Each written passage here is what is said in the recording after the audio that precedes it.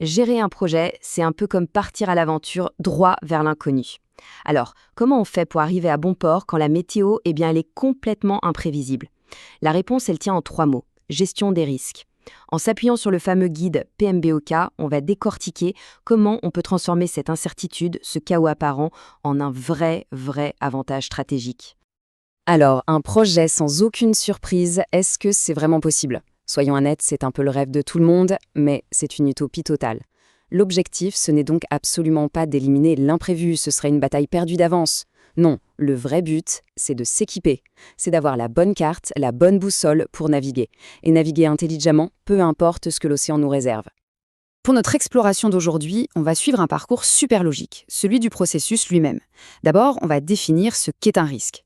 Ensuite, on verra comment planifier sa gestion. Après ça, on passera à l'identification et à l'analyse. Puis, on préparera les réponses et pour finir, on mettra en place une surveillance de tous les instants. C'est parti!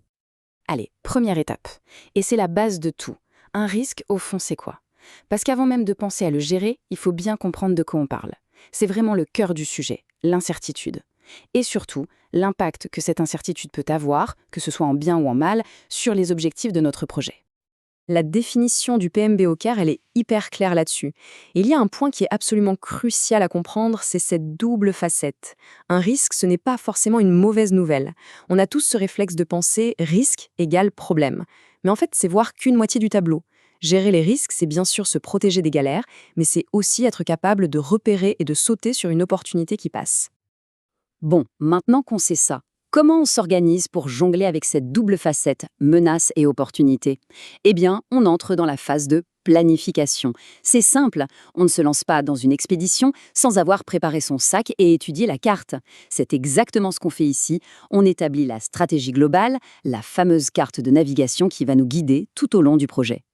Et au cœur de cette stratégie, il y a un concept fondamental, l'appétence au risque.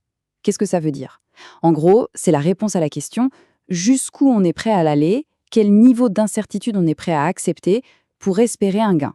Est-ce que l'organisation est du genre ceinture et bretelles, à jouer la sécurité à fond, ou est-ce qu'elle est prête à faire quelques paris, bien calculés bien sûr? La réponse à cette question, elle va teinter absolument toutes les décisions du projet.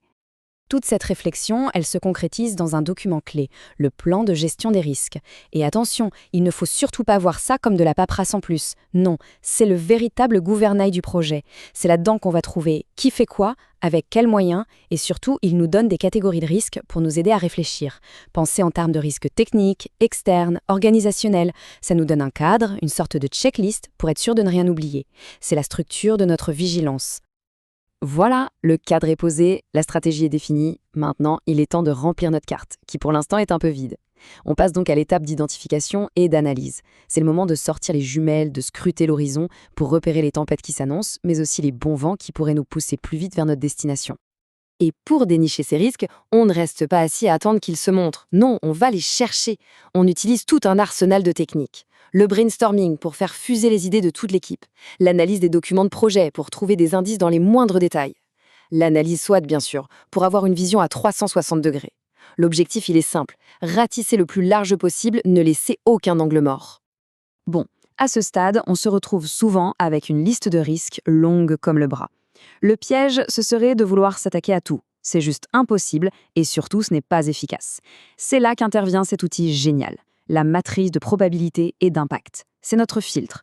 En croisant la probabilité qu'un risque se produise avec la gravité de son impact, on fait ressortir en un coup d'œil les gros poissons. Ça permet à l'équipe de mettre toute son énergie là où ça compte vraiment, sur les zones rouges et oranges de la carte. Et pour les projets vraiment complexes ou avec des enjeux énormes, on peut même pousser l'analyse un cran plus loin avec des méthodes quantitatives. Par exemple, la simulation de Monte-Carlo. Alors ça, c'est un peu notre boule de cristal, mais version mathématique. Le système va simuler des milliers, voire des millions de scénarios possibles pour nous donner une image chiffrée de l'impact combiné de tous les risques. C'est un outil d'aide à la décision qui est juste surpuissant. Ok, récapitulons. On a identifié nos risques, on les a priorisés, ils sont là, sur la table, bien en évidence. La grande question maintenant, c'est qu'est-ce qu'on fait avec ça?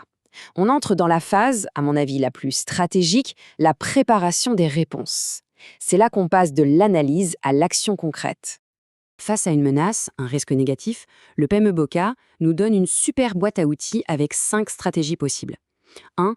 Escalader. Si le problème nous dépasse, on le remonte plus haut. 2. Éviter. La plus radicale. On change le plan pour que la menace disparaisse. 3. Transférer. Par exemple en prenant une assurance. 4. Atténuer. On agit pour réduire sa probabilité ou son impact. Et 5. Accepter. On prend le risque en connaissance de cause, souvent parce que le combattre coûterait plus cher que le risque lui-même. Et ce qui est vraiment génial, c'est qu'on a exactement les mêmes stratégies, mais en version positive, pour les opportunités. On ne reste pas là à espérer que les bonnes choses arrivent. Non, on est proactif. On peut exploiter une opportunité pour être certain qu'elle se réalise. On peut la partager avec un partenaire qui saura mieux en tirer profit. On peut l'améliorer pour maximiser les bénéfices. C'est ça qui est clé. La gestion des risques, c'est un jeu qui se joue autant en défense qu'en attaque. Là, on pourrait se dire, ça y est, le gros du travail est fait. Le plan est là, les réponses sont prêtes. Mais ce serait une erreur monumentale. Pourquoi ? Parce qu'un projet, c'est vivant, ça bouge tout le temps, l'environnement change. On arrive donc à la dernière étape, qui n'est pas vraiment une fin, mais plutôt un cycle continu, la surveillance. Il faut constamment garder un œil sur l'horizon et la main sur le gouvernail. Ce cycle de surveillance, c'est un peu comme le pouls d'un projet en bonne santé. Ça ne s'arrête jamais. On est toujours à l'affût de nouveaux risques qui pourraient apparaître. On réévalue régulièrement les risques qu'on connaît déjà, parce qu'un petit nuage peut vite devenir un ouragan. On s'assure que nos plans de réponse sont efficaces et surtout, on communique sur l'état des risques avec tout le monde. C'est cette vigilance de tous les instants qui empêche le navire de dévier de sa trajectoire. Et au final, c'est ça, la grande transformation.